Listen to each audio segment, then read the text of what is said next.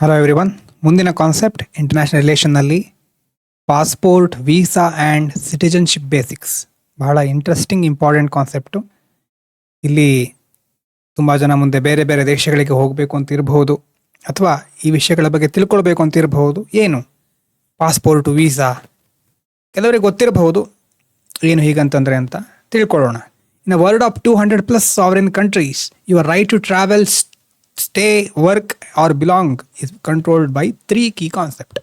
ಜಗತ್ತಿನಲ್ಲಿ ಇಷ್ಟೆಲ್ಲ ದೇಶಗಳಿದೆ. ಬೇರೆ ದೇಶಕ್ಕೆ ಹೋಗಿ ಕೆಲಸ ಮಾಡಬೇಕು, ಅಲ್ಲಿ ಸ್ಟೇ ಮಾಡಬೇಕು, ಅಥವಾ ಅಲ್ಲಿಂದ ಒಂದು ಟ್ರಾವೆಲ್ ಮಾಡಿ, ಟೂರ್ ಮಾಡಿ ವಾಪಸ್ ಬರಬೇಕು. ಈ ರೀತಿಯಾದ ಸಿಚುವೇಶನ್ ಬಂದಾಗ 3 ಮುಖ್ಯ ವಿಷಯಗಳು ಬರುತ್ತೆ. ಅದೇ ಪಾಸ್ಪೋರ್ಟು, ವೀಸಾ ಮತ್ತು ಸಿಟಿಜನ್ಶಿಪ್. ಏನು ಪಾಸ್ಪೋರ್ಟ್ ಅಂತಂದರೆ ಏನು? What is it? Official document issued by a state to its citizens, certifying their identity and nationality for international travel. Passport ಅಂತಂದರೆ ಭಾರತ ಇದೆ, ಭಾರತ ನಮಗೆ ಕೊಡೋದು, ಭಾರತೀಯರಿಗೆ ಪ್ರೊವೈಡ್ ಮಾಡೋದು, ಅಥವಾ ನಾವು ಅದಕ್ಕೆ ಅಪ್ಲೈ ಮಾಡಬೇಕು. ಓಕೆನಾ? ಅಪ್ಲೈ ಮಾಡಾದಮೇಲೆ ಭಾರತ ಸರ್ಕಾರ ನಮಗೆ ಕೊಡುತ್ತೆ. ಏನಂತ? ಇವರು ನಮ್ಮ ದೇಶದ ಪ್ರಜೆ, ನಮ್ಮ ದೇಶದಿಂದ ಇವರು ಟ್ರಾವೆಲ್ ಮಾಡಬಹುದು. So official document issued by a state to its citizens.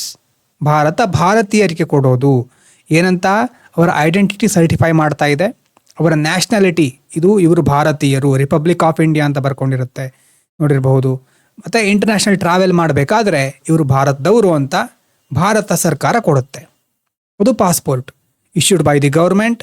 It proves identity and nationality, ಮತ್ತು allows the holder to travel to other countries. ಇದನ್ನು ಇಟ್ಕೊಂಡು ನಾವು ಬೇರೆ ದೇಶಗಳಿಗೆ, ಈಗ ಪ್ರೊಸೆಸ್ಗಳಿಗೆ ಅಥವಾ ನಮ್ಮ ದೇಶದ ಕೆಲವೊಂದು ವ್ಯವಹಾರಗಳಲ್ಲಿ ನಾವು ಇದನ್ನು ಬಳಸ್ಕೋಬಹುದು. Does not guarantee entry into another country. Important. ಭಾರತದ ಪ್ರಜೆ, ನೀವು ಪ್ರಜೆಯಾಗಿ ಇಂತಿಂಥ ದೇಶಗಳಿಗೆ ಹೋಗಬಹುದು ಅಂತ ಸರ್ಕಾರ ಹೇಳುತ್ತೆ. ಹೋಗಬಹುದು ಅಂದ ತಕ್ಷಣ ಬೇರೆ ದೇಶದವರು ನಮಗೆ ರತ್ನಗಂಬಳಿ ಹಾಸಿ ಸ್ವಾಗತ ಮಾಡ್ತಾರೆ ಅಂತಲ್ಲ. ಅರ್ಥ ಆಗ್ತಾ ಇದೆ? ನೀವು ಭಾರತೀಯರು ಬಂದುಬಿಡಿ ಇಲ್ಲಿ. Does not guarantee entry into another country. ಇದೇನು? ನಮ್ಮ ದೇಶದವರು ಇವರು ಅಂತ ಹೇಳೋದು ಬೇರೆ ದೇಶಗಳಿಗೆ. To help the holder move beyond borders and return to their home country. ಬೇರೆ ದೇಶಕ್ಕೆ ಹೋಗಿ ವಾಪಸ್ ಬರಲಿಕ್ಕೆಲ್ಲ ಇದು ಹೆಲ್ಪ್ ಆಗುತ್ತೆ. ಬೇರೆ ದೇಶಕ್ಕೆ ಎಂಟರ್ ಆಗಬೇಕು ಅಂತಂದರೆ ವೀಸಾ ಬೇಕು. What is it?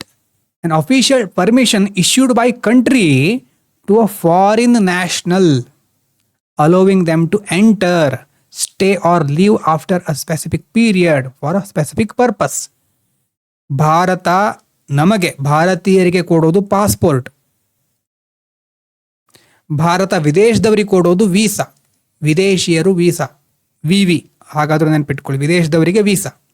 ಅಂದರೆ ಈಗ ಅಮೇರಿಕಕ್ಕೆ ನಾವು ಹೋಗಬೇಕು, ಭಾರತ ಸರ್ಕಾರದ ಪಾಸ್ಪೋರ್ಟ್ ನಮ್ಮ ಹತ್ರ ಇದೆ, ನಮ್ಮ ಸರ್ಕಾರ ನಮಗೆ ಕೊಟ್ಟಿದೆ. ಈಗ ನಾವಲ್ಲಿ ಹೋಗಬೇಕು ಅಂತಂದರೆ ಅಮೇರಿಕ ಸರ್ಕಾರ ನಮಗೆ ವೀಸಾ ಕೊಡಬೇಕು, ಪರ್ಮಿಷನ್ ಕೊಡಬೇಕು. Official permission issued by a country to a foreign national. ಅಮೇರಿಕದವರಿಗೆ ನಾವು ವಿದೇಶಿಯರು, ಸೊ ಅವ್ರು ನಮಗೆ ವೀಸಾ ಕೊಡಬೇಕು. ಅವರು ವೀಸಾ ಕೊಟ್ಟರೆ ನಮಗೆ ಅಲ್ಲಿ ಎಂಟ್ರ್ ಆಗಬಹುದು. ಆ ಒಂದು ನಿಯಮಗಳ ಪ್ರಕಾರ ನಾವು ಅದನ್ನು ಪಾಲನೆ ಮಾಡಬೇಕಾಗತ್ತೆ. ಇಂತಿಷ್ಟು ದಿವಸ ಅಲ್ಲಿ ಹೋಗಿ ಇರಬಹುದು, ಅದಾದಮೇಲೆ ವಾಪಸ್ ಬರಬೇಕು. ಸೊ ಕೀ ಪಾಯಿಂಟ್ಸ್ ಏನು? Issued by the destination country. ನಾವು ಯಾವ ದೇಶಕ್ಕೆ ಹೋಗ್ತಾ ಇದ್ದೇವೋ, ನಮ್ಮ ಡೆಸ್ಟಿನೇಷನ್ ಯಾವುದೋ ಆ ದೇಶ ನಮಗೆ ಕೊಡಬೇಕಾಗಿರೋದು ವೀಸಾ. ಅದಕ್ಕೆ ಅಪ್ಲೈ ಮಾಡಬೇಕು, ಬೇರೆ ಬೇರೆ ಪ್ರೊಸೆಸ್ ಇದೆ. ಅವರೇನು ಬಂದು ಕೊಡೋದಿಲ್ಲ, ಬನ್ನಿ ನಮ್ಮ ದೇಶಕ್ಕೆ ಅಂತ. ಸೊ ಡೆಸ್ಟಿನೇಷನ್ ಕಂಟ್ರಿ ಪ್ರೊವೈಡ್ ಮಾಡೋದು ವೀಸಾ, ನಮ್ಮದೇ ದೇಶ ಪ್ರೊವೈಡ್ ಮಾಡೋದು ಪಾಸ್ಪೋರ್ಟ್. ಇಲ್ಲ ಟೂರಿಸಮ್ ಇರಬಹುದು, ಬಿಸ್ನೆಸ್ಸು, ಸ್ಟಡಿ, ವರ್ಕು, ಮೆಡಿಕಲ್ಲು, ಈ ಥರ ಬೇರೆ ಬೇರೆ ಪರ್ಪಸ್ಸಿಗೆ ವೀಸಾವನ್ನು ನಾವು ಪಡ್ಕೋಬಹುದು. ಮೇ ಬಿ ಸಿಂಗಲ್ ಎಂಟ್ರಿ, ಒಂದೇ ಸಾರಿ ಹೋಗೋದು, ಅಥವಾ ಡಬಲ್ ಎಂಟ್ರಿ ಅಥವಾ ಮಲ್ಟಿಪಲ್ ಎಂಟ್ರಿ, ಈ ಥರ ಸಹ ಇರುತ್ತೆ. ಮತ್ತು conditions and duration are defined. ಇಂತಿಷ್ಟು ದಿವಸ, ಇಂತಿಷ್ಟ ಕಂಡೀಷನ್ ಅಂತ ಮೊದಲೇ ಇರುತ್ತೆ. ಸೊ ಪಾಸ್ಪೋರ್ಟು, ವೀಸಾ ಗೊತ್ತಿರಲಿ. ಇನ್ನು ಸಿಟಿಜನ್ಶಿಪ್, ಇದು ಪಾಲಿಟಿಯಲ್ಲಿ ಬರುವಂಥ ಕಾನ್ಸೆಪ್ಟು, ಆದರೂ ಇಂಟರ್ನ್ಯಾಷನಲ್ ರಿಲೇಷನ್ನಲ್ಲಿ ಲಿಂಕ್ ಆಗುತ್ತೆ ಸ್ವಲ್ಪ ಅಷ್ಟೇ. ಸಿಟಿಜನ್ಶಿಪ್ ಅಂತಂದರೆ legal bond between on individual and a state. ನಾವು ಮತ್ತು ನಮ್ಮ ಸರ್ಕಾರ, ನಮ್ಮ ದೇಶದ ಜೊತೆ ಇರುವಂಥ ಒಂದು ಲೀಗಲ್ ಬಾಂಡ್. ನಮಗೆ ಸಿಟಿಜನ್ ಆಗಿದಾಗ ಮಾತ್ರ ಕೆಲವೊಂದು ರೈಟ್ಸ್ ಮತ್ತು ಡ್ಯೂಟೀಸ್ಗಳು ಬರುತ್ತೆ ಅಲ್ವಾ? ಪಾಲಿಟಿಯಲ್ಲಿ ಫಂಡಮೆಂಟಲ್ ರೈಟ್ ಡಿಸ್ಕಸ್ ಮಾಡಬೇಕಾದ್ರೆ ಸಿಟಿಸನ್ಸಿಗೆ ಮಾತ್ರ ಅಂತಿರುತ್ತೆ. ಮತ್ತು ಡ್ಯೂಟಿಯನ್ನು ನಾವು ಫಾಲೋ ಮಾಡಬೇಕು. ಇದನ್ನು ಬರ್ತು, ಡಿಸೆಂಟು, ನ್ಯಾಚುರಲೈಸೇಷನು, ರಿಜಿಸ್ಟ್ರೇಷನ್ ಮತ್ತು ಬೇರೆ ಬೇರೆ ಲೀಗಲ್ ವಿಧಾನಗಳ ಮೂಲಕ ಅಕ್ವೈರ್ ಮಾಡ್ಕೋಬಹುದು. ಡೀಟೇಲ್ ಆಗಿ ನಾವು ಪಾಲಿಟಿಯಲ್ಲಿ ನೋಡೋಣ. ಇಲ್ಲಿ ಸದ್ಯಕ್ಕೆ ಸಿಟಿಜನ್ಶಿಪ್ ಅಂದರೆ ಈ ದೇಶದ ಪ್ರಜೆಗಳಾಗಿ ನಾವು ಗುರುತಿಸ್ಕೊಳ್ಳೋದು, ನಮಗೆ ಅದರಿಂದ ರೈಟ್ಸ್ ಬರುತ್ತೆ, ವೋಟ್ ಮಾಡಬಹುದು, ವೆಲ್ಫೇರ್, ಎಂಪ್ಲಾಯ್ಮೆಂಟ್ ಆಪರ್ಚುನಿಟಿ ಎಲ್ಲದರಲ್ಲೂ ನಮಗೆ ಒಂದು ಪ್ರೊಟೆಕ್ಷನ್ ಸಿಗುತ್ತೆ. ಮತ್ತು ಅದರ ಜೊತೆ ನಾವು ಡ್ಯೂಟಿ ಫಾಲೋ ಮಾಡಬೇಕಾಗುತ್ತೆ. ಬರೀ ಹಕ್ಕುಗಳಿಗೆ ಮಾತ್ರ ಸಿಟಿಜನ್ಶಿಪ್ ಇರೋದಲ್ಲ, ನಾವು ಲಾನ ಒಬೆ ಮಾಡಬೇಕಾಗತ್ತೆ, ಟ್ಯಾಕ್ಸ್ ಪೇ ಮಾಡಬೇಕಾಗತ್ತೆ, ದೇಶವನ್ನು ಗೌರವಿಸೋದು, ಈಗ ಬೇರೆ ಬೇರೆ ಕರ್ತವ್ಯಗಳನ್ನು ಪಾಲಿಸಬೇಕು. ಸೊ ಇದರ ಪರ್ಪಸ್ ಏನು? To define a person as a member of a state and grant full political and legal belonging. ಈ ದೇಶದ ರಾಜಕೀಯ ಪ್ರಕ್ರಿಯೆಗಳಲ್ಲಿ ಮತ್ತು ಸಾಮಾಜಿಕವಾಗಿ, ಕಾನೂನಾತ್ಮಕವಾಗಿ ನಮಗೆ ಒಂದು ಅವಕಾಶ ಹೆಚ್ಚಾಗ್ತಾ ಹೋಗುತ್ತೆ, ಅಧಿಕಾರ ಬಂದ ಹಾಗೆ ಅಂತ ಹೇಳ್ಬೋದು. ಇದು ಸಿಟಿಜನ್ಶಿಪ್. ಎಲ್ಲ ಸೇರಿ ಹೇಗೆ ವರ್ಕ್ ಆಗುತ್ತೆ ಅಂತಂದರೆ, ಯು ಆರ್ ಅ ಸಿಟಿಸನ್, ನೀವು ನಮ್ಮ ದೇಶದ ಒಂದು citizen. Your state gives your citizenship. ಸರ್ಕಾರ ನಿಮಗೆ ಸಿಟಿಜನ್ಶಿಪ್ ಅಥವಾ ದೇಶ ನಿಮಗೆ ಸಿಟಿಜನ್ಶಿಪ್ ಕೊಟ್ಟಿದೆ. ಸಿಟಿಜನ್ಶಿಪ್ ಇರೋದ್ರಿಂದ ನೀವು ಪಾಸ್ಪೋರ್ಟಿಗೆ ಅಪ್ಲೈ ಮಾಡಬಹುದು. So you get a passport.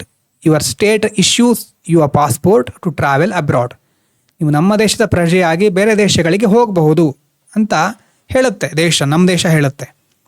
ಯಾವ ದೇಶಕ್ಕೆ ಹೋಗಬೇಕೋ ಅಲ್ಲಿ ಅವರು ನಿಮಗೆ ಏನು ಮಾಡಬೇಕಾಗುತ್ತೆ, ವೀಸಾ ಕೊಡಬೇಕಾಗುತ್ತೆ.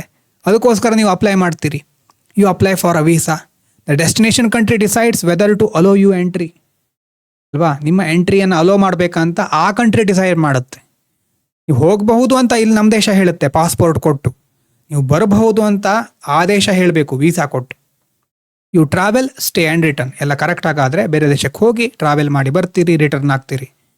ಸಿಟಿಸನ್ ಆಗಿದ್ದರೆ ಪಾಸ್ಪೋರ್ಟ್ ಸಿಗುತ್ತೆ, ವೀಸಾ ಸಿಕ್ಕಿದ್ರೆ ಬೇರೆ ದೇಶಕ್ಕೆ ಹೋಗ್ಬಹುದು, ಆಮೇಲೆ ವಾಪಸ್ ಬರಬಹುದು. ಇನ್ನು why do states control this? ಇಷ್ಟೆಲ್ಲ ಯಾಕೆ ಪ್ರೊಸೆಸ್ ಇಟ್ಟಿದ್ದಾರೆ? ಸಿಂಪಲ್ ಆಗಿಡ್ಬೋದಿತ್ತಲ್ಲ ಅಂತ ಕೇಳಿದರೆ, ಇಲ್ಲ, ನ್ಯಾಷನಲ್ ಸೆಕ್ಯೂರಿಟಿ ಅಲ್ವಾ, ಟೆರರಿಸಮ್, ಕ್ರೈಮು, ಅನ್ಸೇಫ್ ಎಲಿಮೆಂಟ್ಸ್, ಇದಕ್ಕೆಲ್ಲ ನಾವು ಸರಿಯಾಗಿ ಎಚ್ಚೆತ್ಕೊಳ್ಬೇಕಾಗತ್ತೆ. ಟೆರರಿಸಮನ್ನು ಕಂಟ್ರೋಲ್ ಮಾಡಬೇಕಾಗುತ್ತೆ. ಮೈಗ್ರೇಷನ್ ಇಲ್ಲಿಗಲ್ ಆಗ್ತಾ ಇರುತ್ತೆ ಅಲ್ವಾ.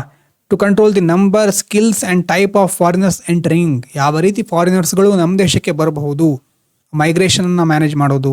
ಮತ್ತು economic interest to attracts tourist, investors, student and skilled workers. ನಮಗೆ ಕೆಲವರು ಬಂದರೆ ಒಳ್ಳೆಯದು, ಕೆಲವರು ಬರದೇ ಇದ್ದರೆ ಒಳ್ಳೆಯದು. ಯಾರು ಬರಬೇಕು ಯಾರು ಬರಬಾರ್ದು ಅಂತ ನಾವೇ ಡಿಸೈಡ್ ಮಾಡಬೇಕು. ಸೊ ಇಕನಾಮಿಕ್ ಇಂಟ್ರೆಸ್ಟ್ ಸಹ ಆವಾಗ ಮ್ಯಾಟ್ರ್ ಆಗುತ್ತೆ. ಇನ್ನು ಪಬ್ಲಿಕ್ ಹೆಲ್ತ್ ಅಲ್ವಾ, to prevent the spread of diseases. COVID ಬಂದಮೇಲೆ ಇದು ಸ್ವಲ್ಪ ಹೆಚ್ಚು ಮುನ್ನೆಲೆಗೆ ಬರ್ತಾ ಇದೆ. ಡಿಸೀಸ್ ಇರಬಹುದು, ಮತ್ತು ಎನ್ಶೋರ್ ಹೆಲ್ತ್ ಸೇಫ್ಟಿನ ಮುಖ್ಯವಾಗಿ ನೋಡ್ಕೊಳ್ಬೇಕು. Sovereignty, state has the right to decide who can enter, stay or become it citizen.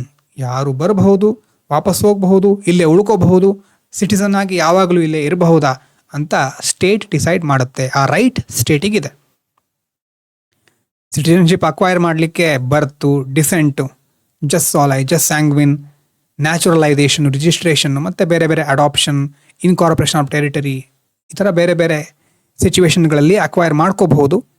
ಈಗ ಡೀಟೇಲ್ ಆಗಿ ಇದ್ರ ಬಗ್ಗೆ ಬಾಹ್ಯಾಟ್ ಮಾಡ್ಕೋತಾ ಕೂತ್ಕೋಬೇಡಿ.